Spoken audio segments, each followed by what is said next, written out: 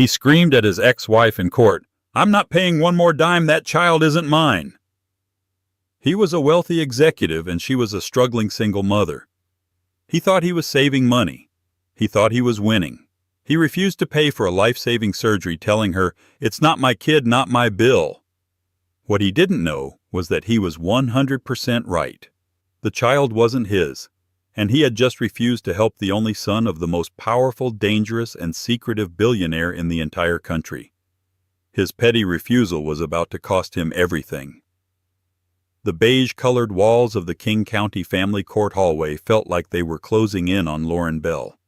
Every shade of institutional despair was represented, from the scuffed linoleum floors to the flickering fluorescent light overhead that buzzed with an insistent nerve-grating hum.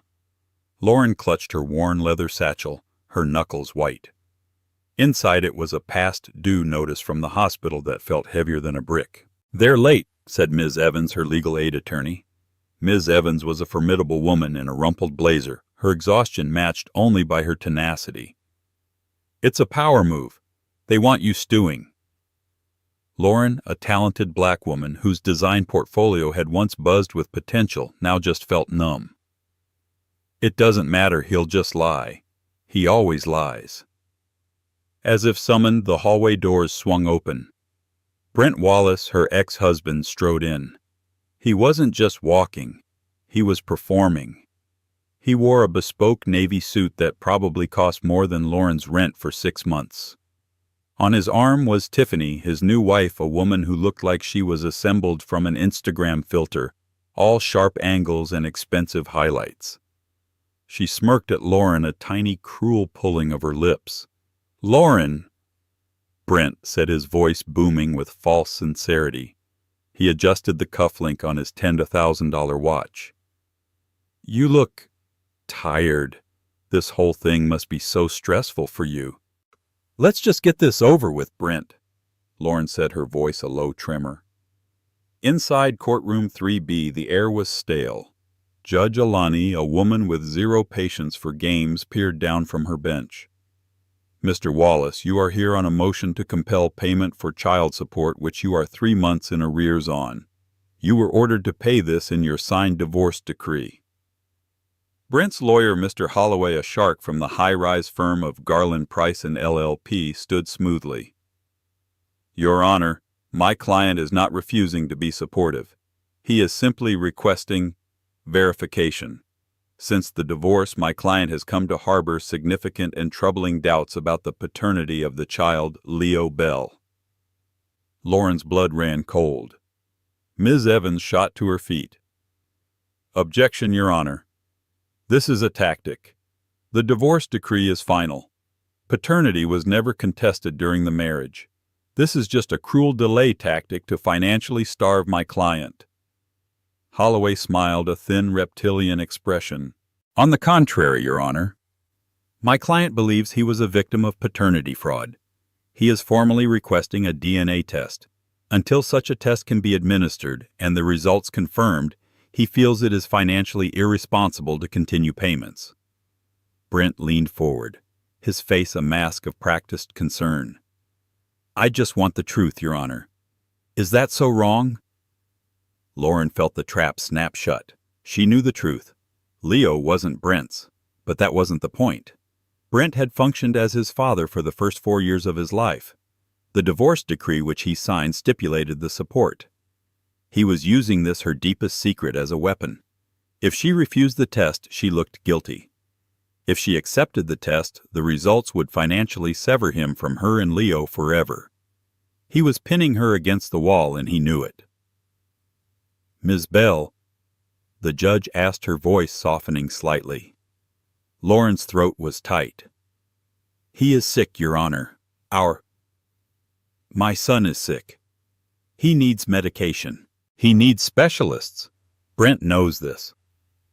A sick child deserves to know who his real father is," Brent said loud enough for the court reporter to get it down. "I'm not paying for another man's responsibility." The humiliation was a physical force pressing the air from her lungs. She saw the calculation in Brent's eyes. He didn't just want to stop paying, he wanted to destroy her. He wanted to see her beg. Judge Alani sighed, rubbing the bridge of her nose. Mr. Wallace, you signed a decree. You have a legal obligation. However, I cannot force Ms. Bell to submit her child to a DNA test. I also cannot in good conscience ignore a formal claim of paternity fraud. She banged her gavel. I am tabling the motion to compel. We will set a hearing to discuss the paternity claim.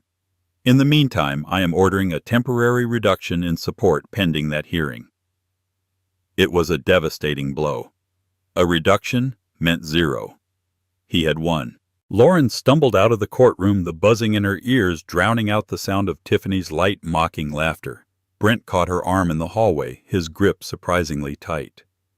You should have just taken the settlement, Lauren, he whispered, his voice laced with venom. Now you have nothing. You and that kid. Good luck paying for his doctors now. He released her arm, leaving a red mark, and strode away. Tiffany tucked under his arm. Lauren leaned against the beige wall, her legs shaking. The past due notice in her bag wasn't just a bill anymore. It was a countdown, and the clock had just run out. The drive home to her small two-bedroom apartment in the Willow Creek complex was a blur of self-recrimination. Lauren's 2012 Honda rattled every time she stopped at a light, a constant reminder of her financial precarity. She passed a toy store one Leo always pointed at, and felt the familiar pang of guilt. She couldn't even afford a $5 action figure, let alone the tens of thousands of dollars in medical debt that Brent had just shrugged off. She parked and sat in the car for a full 5 minutes, trying to compose herself. She had to be strong for Leo. She opened the apartment door. "Mommy," a small voice called. Leo, her 6-year-old son, was on the couch, wrapped in his favorite superhero blanket. He was small for his age, with intelligent, soulful eyes that held a shadow of the illness he'd carried since birth. He had a congenital heart defect, one that required constant monitoring, and a cocktail of expensive medications. "Hey, my little superhero," Lauren said, forcing a bright smile. "How are you feeling?" "My chest feels bubbly," he said, coughing a dry, papery cough. Alarm bells went off in Lauren's head. "Bubbly. Okay, let's check your—" She didn't finish the sentence. Leo's eyes rolled back in his head and he slumped over unconscious. Leo.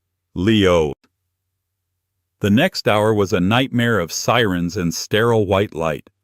They were at City General Hospital, a place Lauren knew too well. The ER doctor, a young man with exhaustion etched around his eyes, spoke to her in the hallway. "His condition has deteriorated, Ms. Bell. The atrial septal defect is worsening. He's in heart failure." "What?" "No, we had a checkup. They said he was stable." Lauren stammered the words, catching in her throat. "These things can be unpredictable," the doctor said gently. "He needs a specialist procedure, a transcatheter device closure. The best pediatric cardiac surgeon for this specific complex case. He's at Boston Children's Hospital." "Boston?" Lauren felt the floor drop away. "We're in Seattle. How do we get him there?" "A medical transport. But Ms. Bell, the cost? Your insurance?" Lauren already knew. Her marketplace plan, the best she could afford as a freelance designer, barely covered in-state emergencies. "It won't cover it, will it?" The doctor looked away. "The out-of-network costs for the transport, the surgery, and the post-op care, we're estimating it at over $400,000. Lauren felt the air leave her lungs. $400,000. It was an impossible, absurd number. It wasn't money. It was a wall. He needs this, Ms. Bell. Soon. Lauren's mind raced. She had no one. Her parents were gone. Her savings were a joke. There was only one person in the world who had this kind of money. She walked to the end of the hallway, her hands shaking so violently she could barely hold her phone. She dialed Brent's number. He picked up on the third ring. What Lauren calling to beg? His voice was slurred.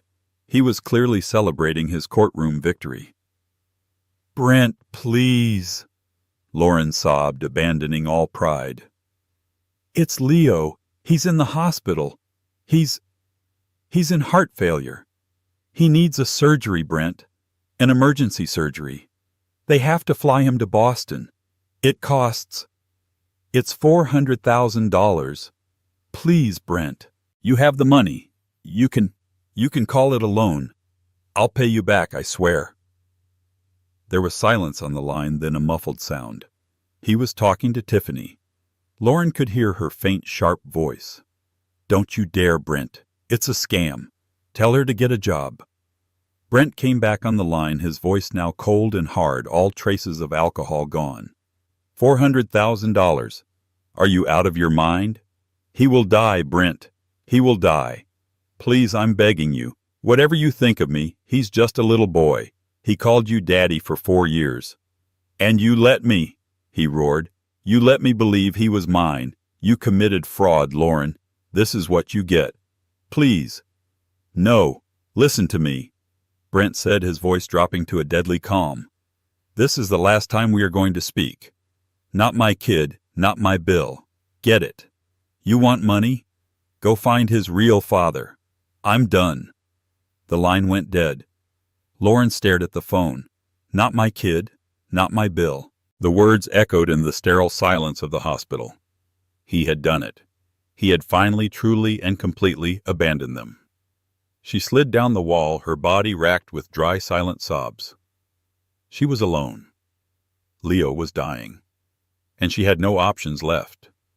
Or perhaps she had one. A single, terrifying, impossible option she had sworn she would never take. Lauren's mind flashed back 7 years to a life that felt like it belonged to someone else. Her marriage to Brent was already a corpse, though neither had signed the death certificate. He was emotionally abusive, manipulative, and increasingly cruel. She had moved out, staying in a friend's spare room, and had just begun divorce proceedings. She was working as a junior graphic designer, and her firm had been hired to design the branding for a high-profile, ultra-exclusive charity gala for Aperture Dynamics, a tech company she'd barely heard of. She was there to oversee the digital displays. The event was a sea of black ties and glittering gowns. Lauren, in her simple black dress, felt like a sparrow in a flock of peacocks. She was standing by her display, sipping a club soda, when a man approached her. He wasn't like the other men. He wasn't loud. He wasn't preening.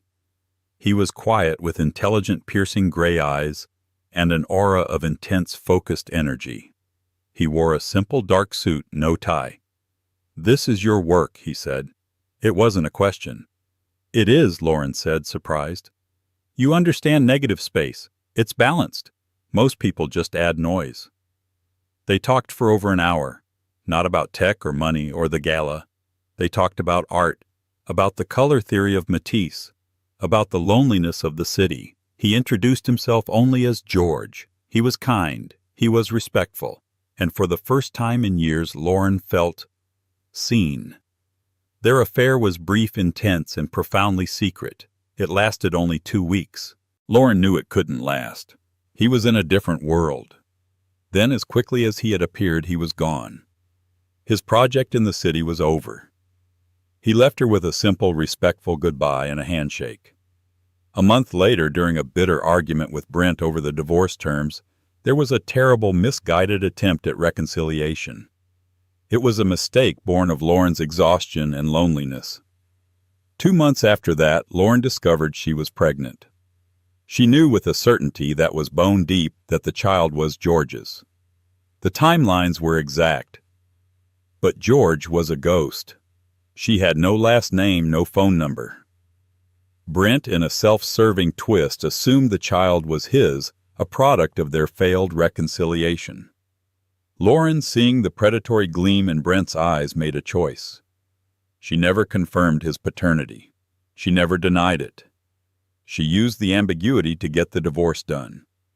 She let the assumption stand because it was her only leverage to escape. The divorce decree signed by Brent listed one child of the marriage, Leo, and stipulated the child support. For Lauren, it wasn't fraud. It was a desperate act of self-preservation, a way to get her and her unborn son away from a toxic, controlling man. She would raise her son alone. She had tried once to find George. She had one clue: the business card he'd given her, not with his name, but with the company logo. Aperture Dynamics. Now sitting in the fluorescent hell of the City General waiting room, her son's life hanging by a thread, she pulled her laptop from her satchel. Her hands were still shaking, but a new cold resolve was settling in. Brent's words, "Go find his real father." Fine. She would. She opened Google and typed Aperture Dynamics. Her world didn't just shatter, it evaporated. Aperture Dynamics wasn't just a tech company. It was one of the largest, most powerful, and most secretive corporations on Earth. They were global leaders in AI, aerospace, and biomedical engineering. And at the top of the search results, under founder and CEO, was a face she knew. It was George. But his name wasn't George. His name was Gideon Devereux. Lauren fell down a rabbit hole of articles. The reclusive trillionaire. The man who owns the future. The Howard Hughes of the 21st century. He was a man who moved armies with a single phone call, who altered global markets with a whisper.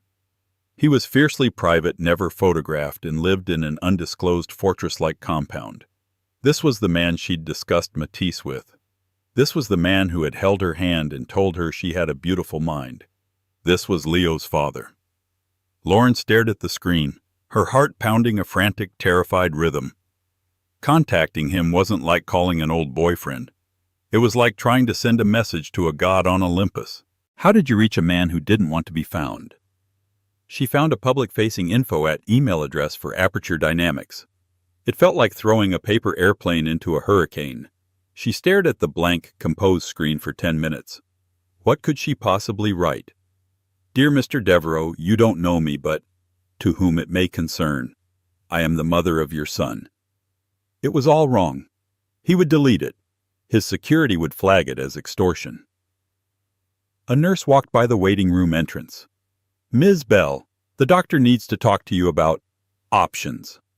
That word options snapped her into focus. There was no time for etiquette. She opened the email. She attached 2 files. The first was the photo she'd taken of Leo last Christmas, asleep under the tree, a peaceful, angelic look on his face. The second was a PDF of the diagnosis from City General with the procedure required line highlighted. She typed a single sentence in the subject line, paternity. In the body she wrote, "My name is Lauren Bell. We met 7 years ago at the Aperture Gala. You called yourself George. This is your son. His name is Leo. He is in City General Hospital and he is dying. He needs a surgery his doctors here can't perform. His blood type is AB negative, just like yours." She hit send. Then she put her head in her hands and prayed. 2 days passed. 2 days of agonizing cellular-level terror. Leo was moved to the pediatric ICU, a forest of tubes and blinking machines. His breathing was shallow. Lauren hadn't slept, surviving on vending machine coffee that tasted like burnt plastic and the adrenaline of pure fear. She checked her email every 30 seconds. Nothing. The sent email sat in her outbox, a testament to her desperation. She had called the specialist in Boston herself, begging, but was politely and firmly told there was a waiting list and a requirement of prepayment in full. She was sitting by Leo's bedside, reading him a storybook he couldn't hear when her phone vibrated. It was an unknown number with a private caller ID. She almost ignored it. "Hello," she answered, her voice raw. "Is this Ms. Lauren Bell?" The voice was female, professional, and held the temperature of liquid nitrogen. Yes, this is. "My name is Ms. Shaw. I am the executive counsel for the office of Gideon Devereux. We received your email." Lauren stood up so fast the plastic chair screeched against the floor. Did he see it? Please, my son?" "Mr. Devereux is aware of your correspondence," Ms. Shaw said, her tone unwavering. "He has authorized me to take a statement. I need you to confirm on a recorded line that you are claiming your son Leo Bell is the biological child of Mr. Devereux." Yes, he is. I can prove it. I don't know a baby book photos." That will not be necessary, Ms. Shaw interrupted. A team is being dispatched to your location. They are from a private medical diagnostics firm. They will be taking a DNA sample from your son. A courier is already en route to a secure location with a comparison sample from Mr. Devereaux. We will have preliminary results in 4 hours. 4 hours? Lauren stammered. But the hospital... The hospital has already been contacted. All of your son's medical files have been transferred to Mr. Devereaux's personal physicians.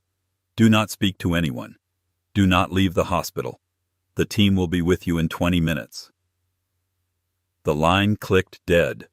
Lauren stared at the phone. It wasn't a rescue. It felt like an acquisition. Exactly 19 minutes later, 2 people in crisp, unmarked black scrubs entered the ICU. They were polite, silent, and efficient. They gently took a swab from Leo's cheek, secured it in a bio-sealed container, and were gone.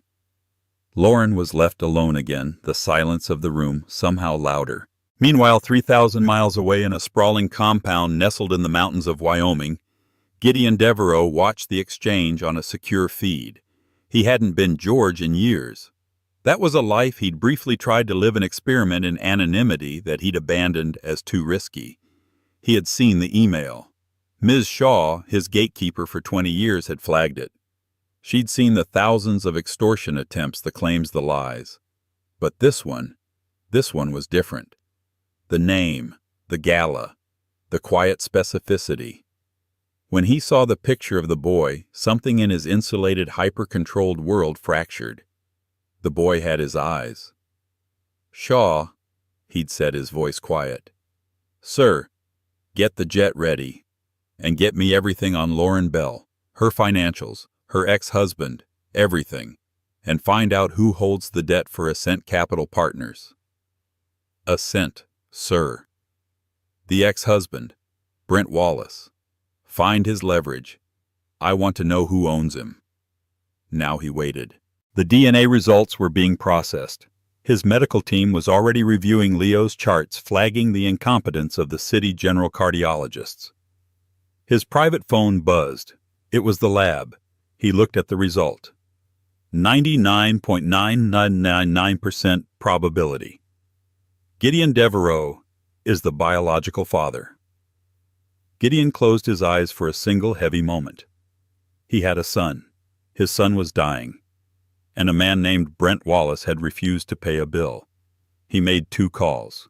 The first was to Ms. Shaw. "Scramble the medevac team. They're at City General in 90 minutes.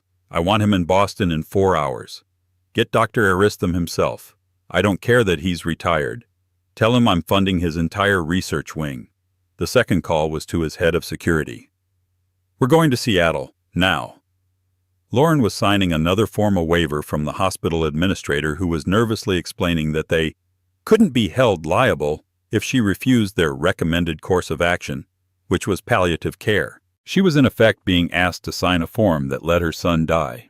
"I won't sign this," Lauren said, her voice shaking with rage. "Ms. Bell, we just don't have the resources." The argument was cut short by a sudden commotion down the hall. Not the usual hospital bustle, but a deep rhythmic thud, thud, thud that was vibrating the windows. A helicopter. A moment later, the doors to the ICU burst open. It wasn't doctors.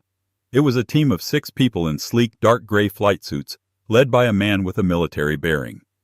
"We're here for Leo Bell," the leader said, his voice cutting through the room. "We are the transport team from Aperture Medical." The hospital staff froze. "I'm sorry, who authorized this?" the administrator stammered. He did. A new figure filled the doorway. Lauren's heart stopped. It was him. George. Gideon Devereaux. He looked older than she remembered, his face carved with a stress and authority she couldn't have comprehended 7 years ago. He was flanked by 2 security guards who looked like they could break walls with their bare hands. He ignored everyone in the room except for her. His piercing gray eyes found hers. "Lauren," he said. His voice was quiet, but it commanded the entire space. "George, Gideon," she breathed. He didn't waste time. He walked directly to Leo's bedside. He looked down at the small, pale face, his own expression unreadable. He gently brushed a strand of hair off Leo's forehead. "He's beautiful," Gideon said, his voice thick with an emotion she couldn't place. He turned to the transport leader. "Move. Now." The team sprang into action with terrifying efficiency. They were disconnecting the City General machines and connecting Leo to a portable hyper-advanced monitoring system. "You can't do this," the administrator shouted, finally finding his voice. "This is against hospital policy. I'm calling security." Gideon's assistant, Ms. Shaw, who had appeared silently at his side, stepped forward. "Our security is already here," she said, nodding to the two guards. "And as of 10 minutes ago, an anonymous donation from one of our foundations has purchased this entire hospital wing. So, if you'll excuse us, we'll be moving our patient. You are, of course, welcome to call the new board of directors. I have their number right here." The administrator's face went white. Gideon turned back to Lauren. "They're taking him to the roof. The helicopter will fly you to the airport where a jet is waiting to take you to Boston. I'll meet you there." You're not coming?" Lauren asked, bewildered, as the team started rolling Leo's gurney out of the room. "I have a stop to make," Gideon said, his eyes turning to Flint. "I have to deal with a man named Brent Wallace." Lauren bundled into the helicopter, watched the city shrink below her. The sound of the rotors was a deafening roar, but in her mind there was a sudden terrifying calm. The cavalry had arrived, but it wasn't a cavalry. It was an army. Meanwhile, across town, Brent Wallace was on the 18th green of the exclusive Summit Ridge Country Club. He was laughing with his boss, the CEO of Ascent Capital Partners, a man named Don. "So I told her," Brent bragged, lining up his putt. "Not my kid, not my Bill. You should have heard her, Don, crying, begging. It was pathetic." "Harsh, Brent," Don said, chuckling. "But smart. Kid's a money pit. You saved yourself a fortune." "Exactly," Brent said. He sank the putt. "That's how you win, Don. You cut off the dead weight. You just cut it off." His phone buzzed. It was an alert from his bank. He ignored it. It buzzed again, and again. Annoyed, he pulled it out. He had 5 new alerts from his private wealth account. Alert: your account has been frozen pending a legal review. Alert: a lien has been placed on your property at 45 Summit Ridge. Alert: your Maserati Ghibli license plate, BNT Win, has been marked for repossession. "What the hell?" Brent muttered.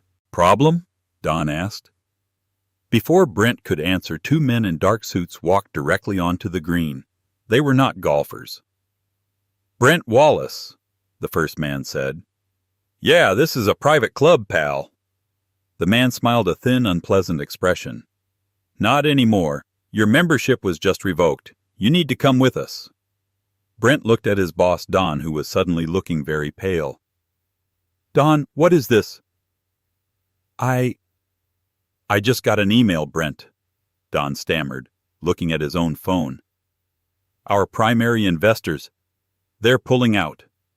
Aperture Dynamics. They're calling in our note.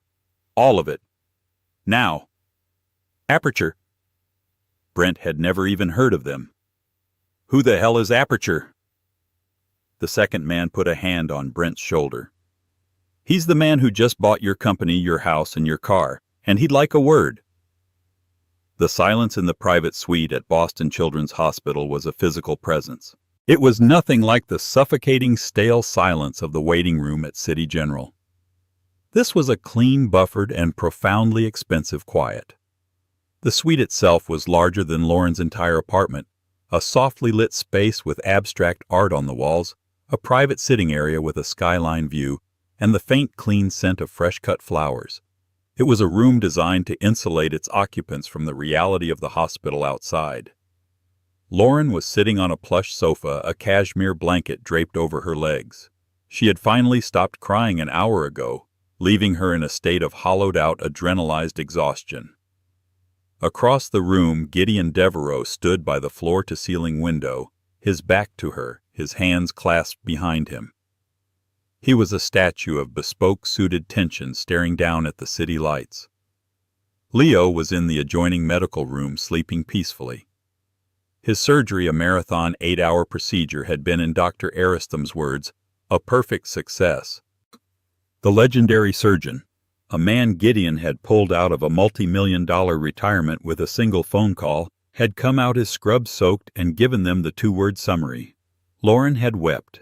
She had slid down the wall and wept for her son, for the years of terror, for the sheer crushing relief. Gideon had simply nodded at the doctor, said, "Send me your research budget," and then walked to the window. Now in the 3 a.m. stillness, it was the first time they had been truly alone since the gala 7 years ago. The air was thick with everything unsaid. "Thank you," Lauren finally whispered. Her voice was raw.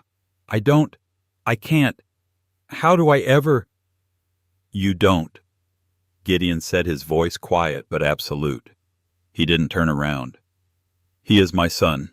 I do what is required." The finality of his tone, the way he claimed Leo, sent a complex shiver through her, part relief, part fear. This was not George. This was a force of nature. I should have told you," she whispered, the guilt that had been simmering for days finally washing over her. "I should have tried harder to find you. The moment I knew I was pregnant, Why didn't you?" he asked, still facing the window. It wasn't an accusation, just a flat request for data.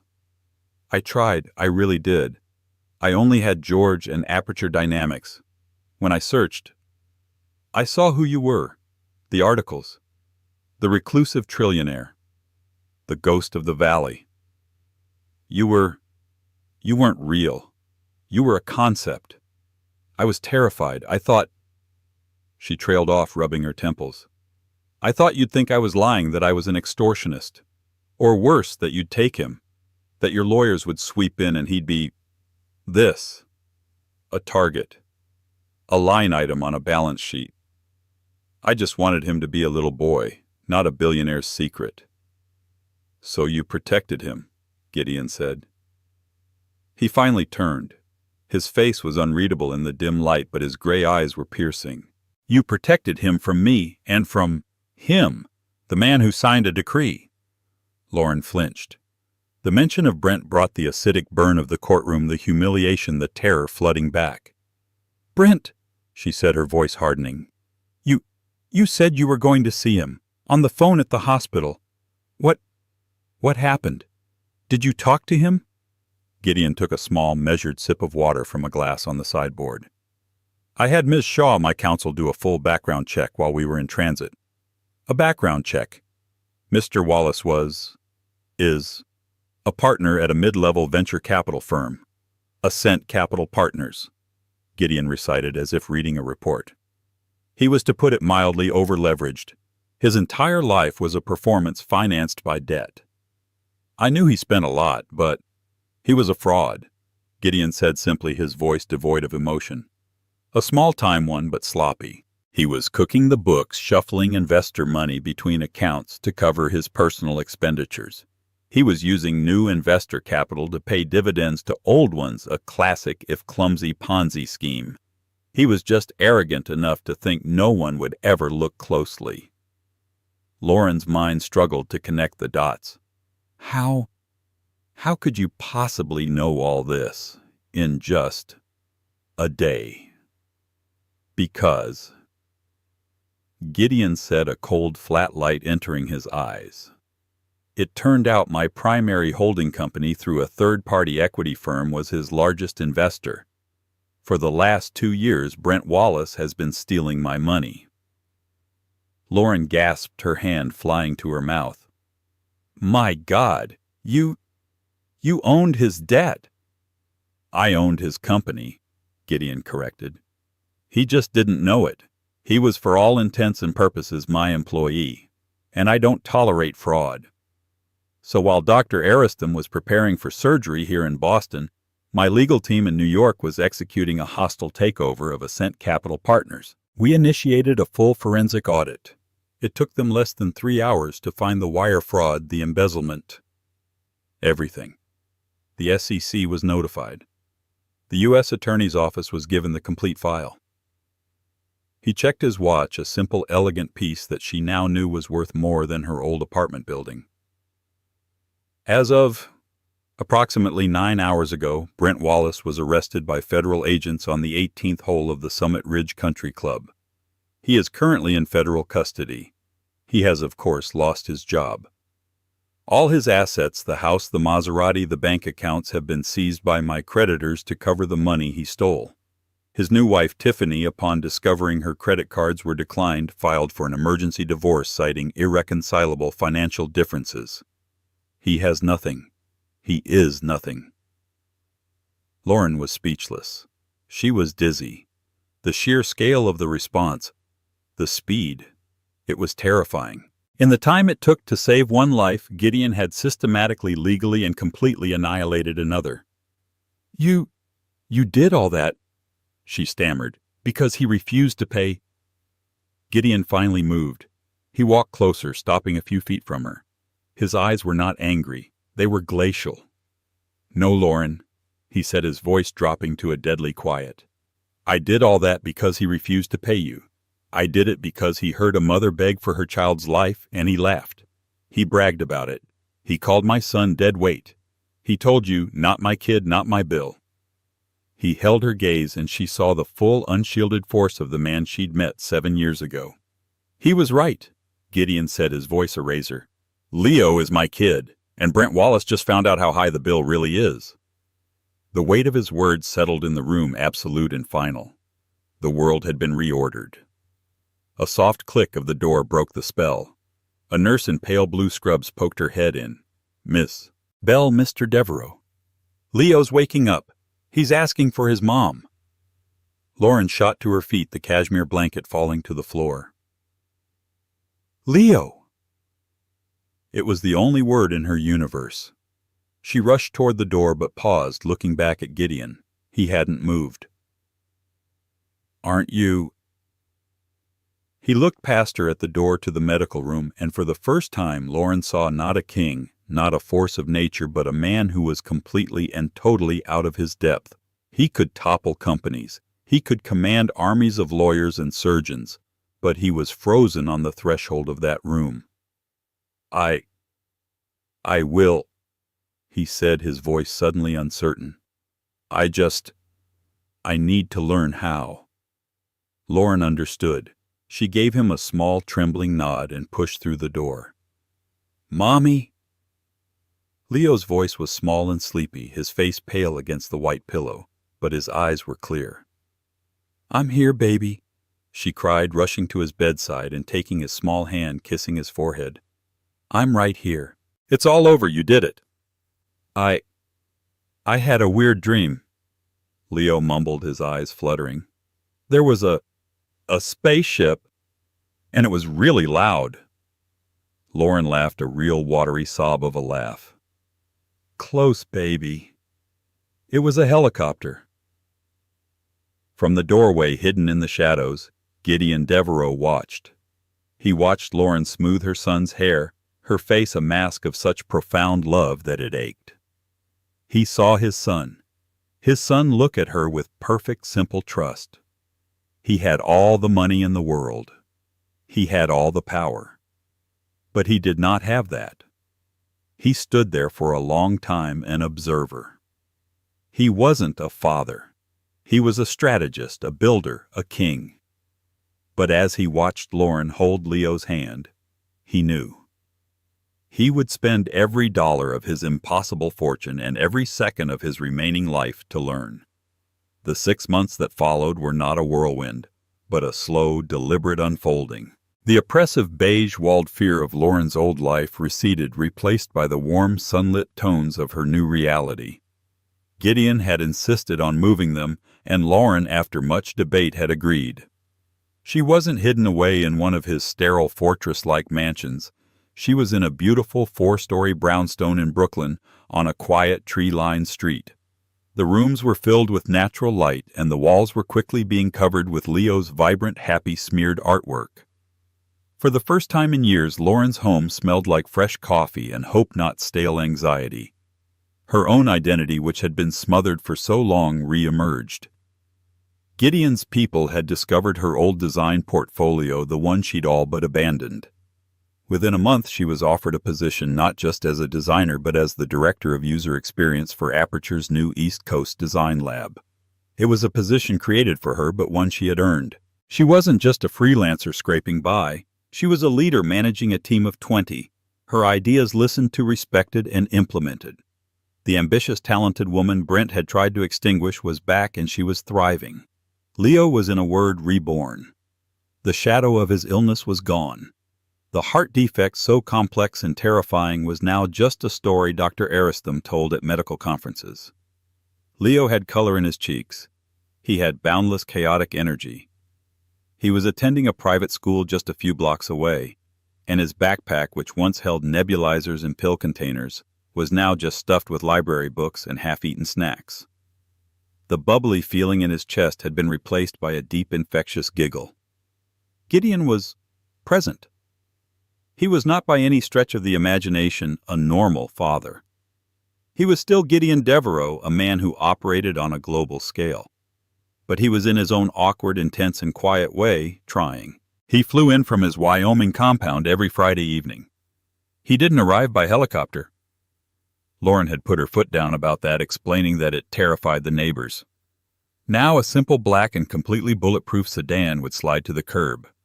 His security detail, 2 men who never spoke, would wait at the front door. He and Leo had found their language chess.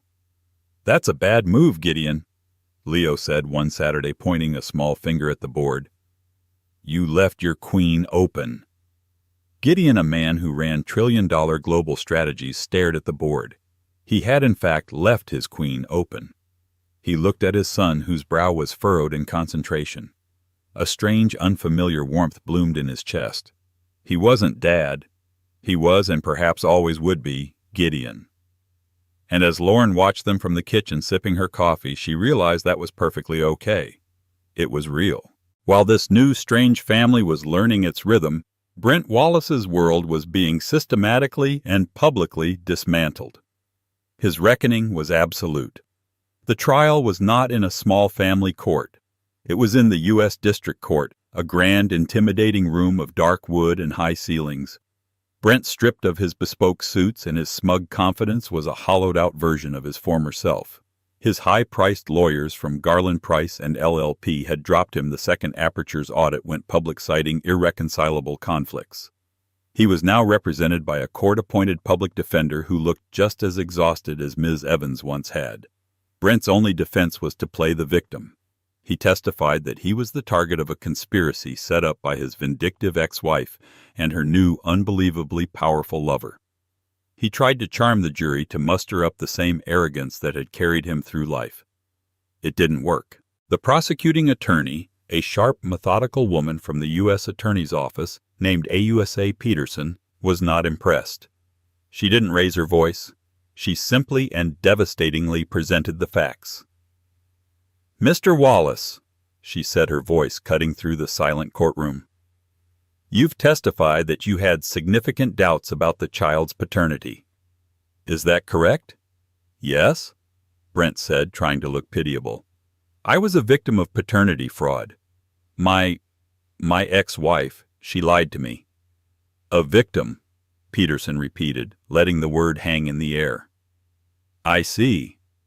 And when you were committing wire fraud, funneling $1.2 million from your investors' capital fund investors, including Aperture Dynamics, into a private offshore account in the Cayman Islands, were you also a victim then?"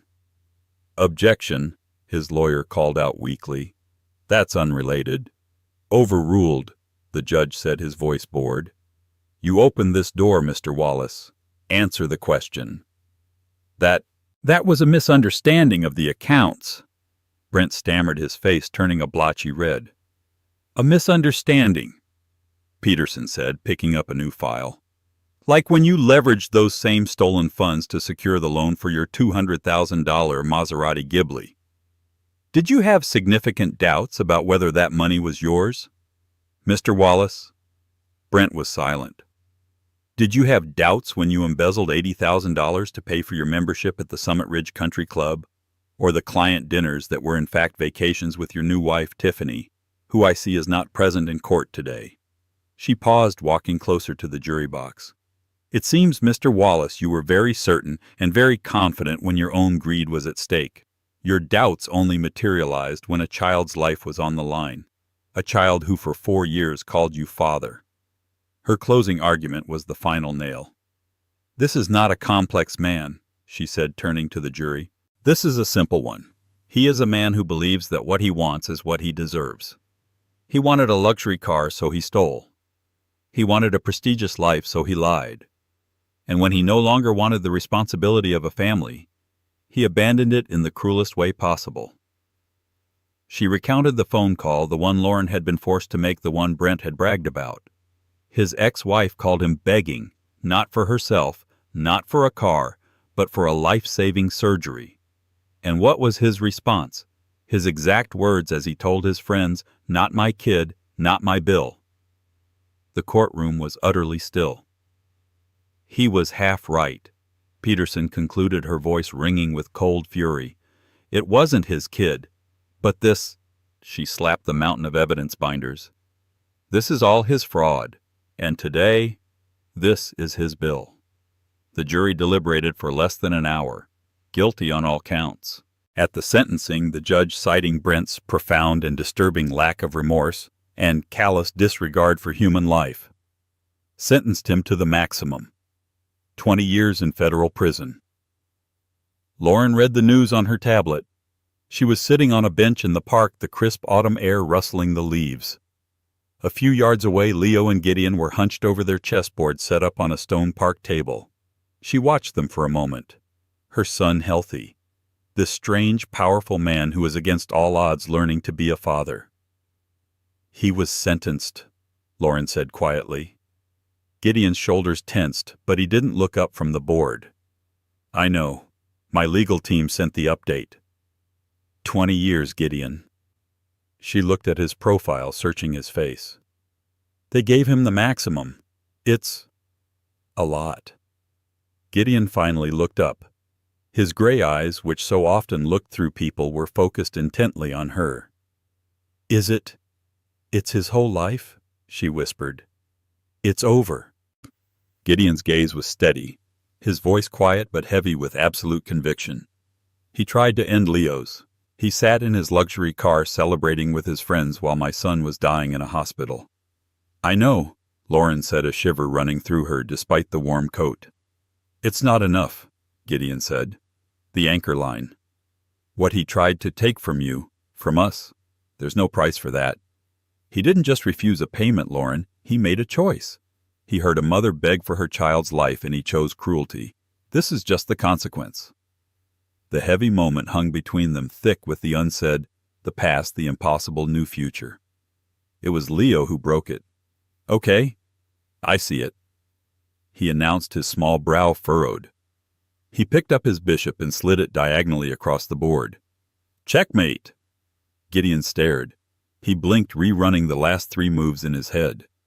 He was a man who ran billion-dollar simulations, who anticipated market shifts and global power plays. And his 6-year-old had just trapped him in a perfect, elegant net. A short, sharp breath escaped him. It was a sound Lauren had never heard before, a laugh. It was real, unguarded, and full of astonishment. He looked up at Lauren, and the ice in his eyes had been replaced by a bright, burning fire. He's brilliant. Lauren smiled, a real peaceful smile that reached her eyes. She looked at her son, who was already setting the pieces up for a new game, and at the man who was finally his father. I know. Brent Wallace had refused to pay a few $1,000s in child support, all to inflict a petty cruelty. He thought he was saving money. He thought he was winning.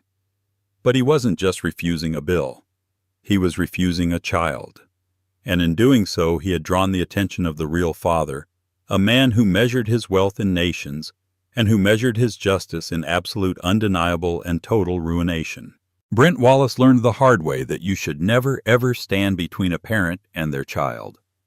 He thought his money and his status made him untouchable. He believed he could use his power to crush his ex-wife and the little boy he once called his son. But he made one critical mistake. He had no idea who he was really dealing with. He refused to pay a few $1,000s for a child's life, and in return, he paid with his company, his freedom, and his entire future. Lauren and Leo's story shows us that karma might be slow, but when it arrives, it is often brought by the very people we least expect. The universe has a way of balancing the books, and sometimes the bill for cruelty is higher than you can ever imagine. What did you think of Brent's downfall? Was it justified? Let us know your thoughts in the comments below. Thank you for watching. If this story moved you, please hit that like button, share it with someone who needs to see it, and be sure to subscribe to our channel for more true life stories of justice and karma. We see your support, and it means the world to us.